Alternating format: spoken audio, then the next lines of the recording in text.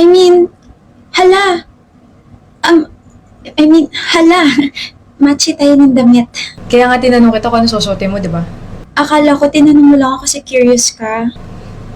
Sorry to ask, pero saan tayo pupunta? May curfew kasi ako na... Ng 8 p.m. Yes, I know. Alam mo? Before kasi kita yayain, nagpaalam muna ako kay Tito sa daddy mo. So ay nilatag ko lahat sa kanya ng mga gagawin natin for today. Syempre, lunch muna tayo. Don't worry, nagpa-reserve na ako. Tapos, magsistroll lang tayo around the mall kasi papababain lang natin yung kinain natin. Tapos, 1:30 to 3:30 p.m. watch a horror movie. Nakabili na ako ng tickets. Wait, horror? May inaabangan kang horror movie 2 months ago. So, ayun na, papanoorin na natin. There's this upcoming horror movie na super inaabangan ko kasi yung bida, super idol ko, tapos the plot, super interesting. Like, pumunta sila sa isang school, tapos kahit anong gawin nila, hindi na sila makalabas sa school na yun. Showing na siya in 2 months, kaso ayaw mo naman sa horror movies, kaya so sad. No? But I was talking to my best friend that time and you were writing something. So, Writing and listening. After the movie, kakain tayo ng snacks or merienda plus ice cream. Then arcade, then 6:30 to 7:30 p.m. will be our dinner. Tapos, hahatid na kita. Tara na. Bakit? Ano yun? Bakit ang dami ng gulay mo? Tapos sa akin, chicken na may rice lang. Parehas lang din naman tayo ng order. Gusto mo ba? No. Ayoko. Sa'yo na lang. Ang galing kasi feeling ko alam nila na ayoko sa gulay. Feeling ko rin. CR lang ako. Hi, excuse me. Yes po, sir. Yeah, I just noticed kasi sa menu na may gulay pala yung in-order namin. May request if yung gulay nung nililigawan ko, ilagay na lang sa plate ko kasi hindi siya mahilig sa ganun eh. Copy, sir. Thank you. Pasensya ka na kaya daddy ang daldal. I actually had fun talking to your family. Thank you for welcoming me. Wala yun.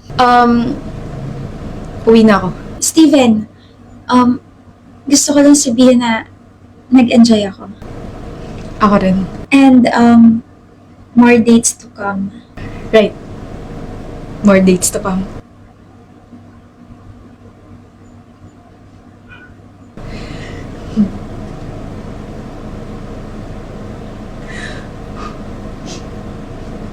Ang gwapo mo naman. Papahuli ba ako kasi yung kadate ko ngayon.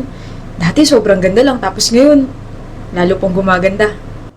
7 years and you are still corny. 7 years and I still love you. We would like to order the set A please. Tapos yung coleslaw niya, pakilagay na lang sa plate ko or pakiwalay na lang. Tapos, wag lalagyan ng sesame seeds yung kanin niya kasi hindi siya mahilig doon. For the drinks, pares water. Yun lang. Thank you. Gutom ka na? Bakit? Alam mo, Steven, gusto na kitang pakasalan ngayon na. Huh?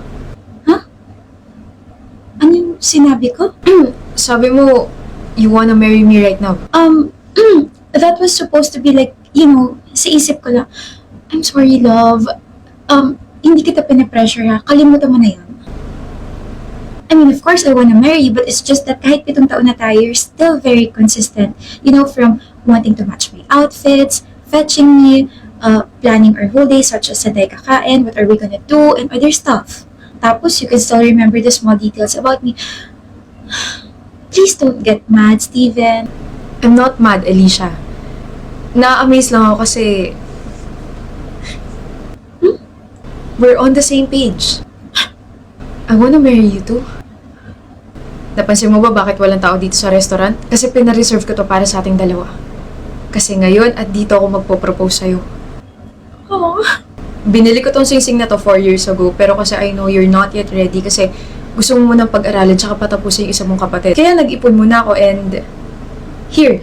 2 susi? Susi ng bahay natin tsaka susi ng pinagawa kong shelter for the stray dogs and cats kasi 'di ba pangarap natin mag-rescue. You're making me cry. My love, may I be your husband? Yes. Of course, I want you to be my husband. Happy 7th anniversary. I love you. Let's get ready with me while I talk about my short South Korea trip. Tatlong country ko na to na napupuntahan. First was Vietnam, second was Thailand, and this, South Korea, and it's all because of Netflix. You guys don't know kung gaano ako kasaya when they said na approve na yung name ko for this South Korea trip. So, I immediately processed my visa, and then kinakabahan pa ako kasi baka mamaya denied ako. Like, this is just once in a lifetime opportunity and dapat next year pa ako pupunta ng Korea, but Netflix happened. So, after 10 to 12 working days, when I opened the portal, nakalagay, approve. Tapos nakalagay, multiple entry. Oh my gosh! Thank you, Lord. So, pinadala kami sa South Korea because of Squid Game Season 2, and the things that I experienced there was super duper memorable. From the people na nakasama ko, the food, the games, the whole event, the actors. Grabe! December 6, we flew to Korea, and then pagkarating namin doon, nag-dinner lang kami. And doon ko first time naramdaman yung lamig, like nag-negative 2 or negative 1 yata, if I'm not mistaken. Like yung lamig, tumatagos siya sa brain. Ay, brain ba to? December 7 morning, for the first time in my life, kumain ako, nag-stroll ako, nag-shopping ako, dinamdam ko yung lamig sa Korea ng mag-isa. Tapos sa ibang bansa pa.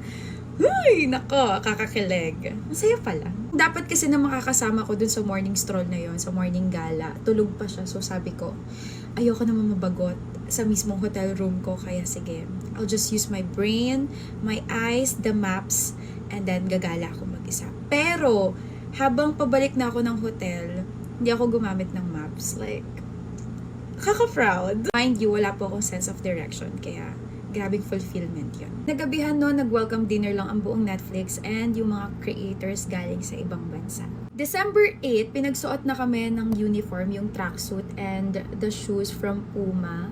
Tapos, doon na nagsimula lahat ng mga activities namin. So, yung mga ginawa namin doon, we learned a short and easy dance. We customized our hoodie and keychain. Nag-photoshoot, nag-photo booth, and then naglaro kami. Tapos doon na-test yung pagiging competitive namin kasi nagtatalo na kami, nakakaloka. Side note, nanalo kami nila Sophia, Allen, and then ako. Diba? Team Baby! December 9, the most exciting part, pumunta kami sa Dongdaemun Design Plaza for the Squid Game Activation Zone. Like, we played some games, took our photos and videos, nanalo pa kami stuffed toy. Tapos nag-photoshoot kami sa Step and Repeat, and then we met the characters of the Squid Game Season 2. Like, girl, face to face! Ang OA, pero kasi hindi ko talaga makontain yung kilig ko. Like, nanonood na akong K-drama since bata pa ako. And, abot kamay sila. Like, na-starstruck talaga ako malala. Ang gagwapo, tapos ang gaganda. Hi! Fast forward sa premiere night, nagkaroon ng Q&A yung mga cast. Tapos, napanood na namin yung episode 1 ng Squid Game Season 2 and bitin siya. That's all I can say. Kaya sabay-sabay natin panoorin yung buong season this December 26. December 10, gabi pa yung flight namin, so nakapag-stroll pa kami ng kaunti. Like, nakapagsuot pa ako ng hanbok, nakapunta pa kami sa Namsan Tower, nakapaglagay pa ako ng lock, kaya super duper happy ako. Kasi first kong napanood yon sa EXO Showtime nung grade 8 ako. Overall, sobrang lamig sa Korea. Hindi. On a serious note, super thankful ako sa Netflix for giving me this opportunity. Like, I'm one of the few people na ni-represent yung Netflix Philippines. I've learned from this short trip, and sa mga nakasama ko po, maraming salamat sa mga pang-aasar, kwento, tawanan, learnings, and guidance. It was super fun, and of course, I'll bring this whole experience in my heart and in my brain. Yun lang naman, and I'll be posting a vlog soon about my Korea trip, kaya abangan niyo yan. And here is my final look. Let's manifest more travels and experience this 2025. Yun lang, bye! Thank you, Netflix!